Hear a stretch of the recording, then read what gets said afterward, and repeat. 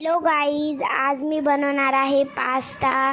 तर चला बनवूया पास्ता. तर मी सगळ्यात पहिले एक पातेलं घेतलेलं आहे आणि गॅसवर ठेवलेलं आहे आणि गॅस फुल करून घेतलेला आहे आणि त्यानंतर त्याच्यात पास्ता टाकून घेतलेला आहे आणि त्याच्यानंतर पास्ता टाकल्यानंतर त्याच्यात लगेच तेल टाकून द्यायचं आहे आपल्याला आणि त्याच्यानंतर तेल टाकल्यावर त्याच्यात मीठ पण टाकून द्यायचे.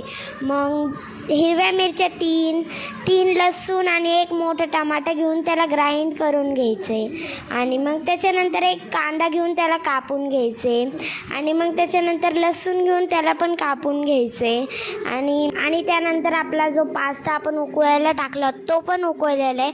बघा किती मस्त झाला आहे.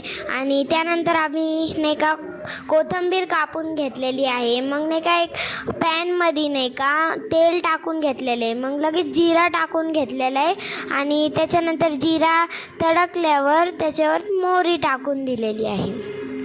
बघू शकतात, मोहरी टाकून दिलेली आणि मग मोहरी टाकल्याच्या नंतर आपण कांदा टाकून घेऊया.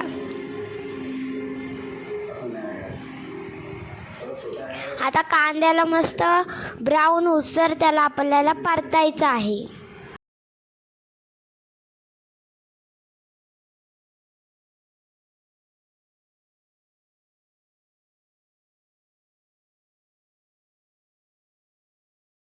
आता बघा कांदा चांगला परतलेला आहे.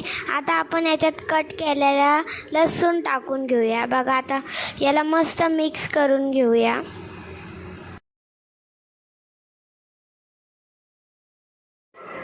आता आपण याच्यात कोथिंबीर थोडीशी टाकून घेऊ आणि याला सगळ्याला परतून घेऊया.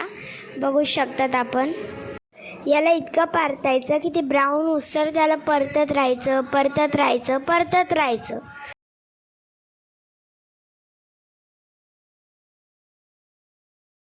मग त्यानंतर आपण ग्राइंड केलेलं जे मिक्सचर होतं ते आपण याच्यात टाकून घेऊया आणि याला चांगलं मिक्स करून घेऊया. बघा टाकून घेतलं. आता हे सगळं मिक्स करून घेतलेलं आहे मी.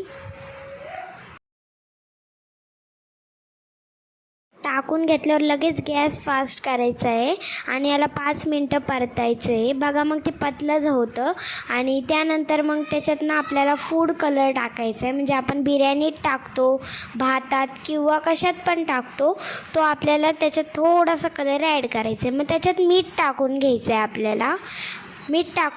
तिखट मिरची पावडर आणि अंबारी मसाला टाकून घ्यायचा आहे आणि त्याच्यानंतर धनिया पावडर पण टाकून घ्यायचं आहे आणि त्याला चांगलं मिक्स करून घ्यायचं आहे. आणि मग त्याच्यानंतर किचन किंग मसाला आपल्याला त्याच्यामध्ये टाकून द्यायचं आहे आणि त्याच्यानंतर उकळलेला पास्ता त्याच्यात टाकून द्यायचा आहे आणि त्याला चांगलं मिक्स करून घ्यायचं आहे. आणि आपल्याला त्याच्यात शेजवान सॉस पण टाकून द्यायचा आहे आणि त्याच्यानंतर त्याला मस्त मिक्स करून त्याच्यात कोथिंबीर टाकून द्यायची आहे आणि मजे करा. Pasta ready.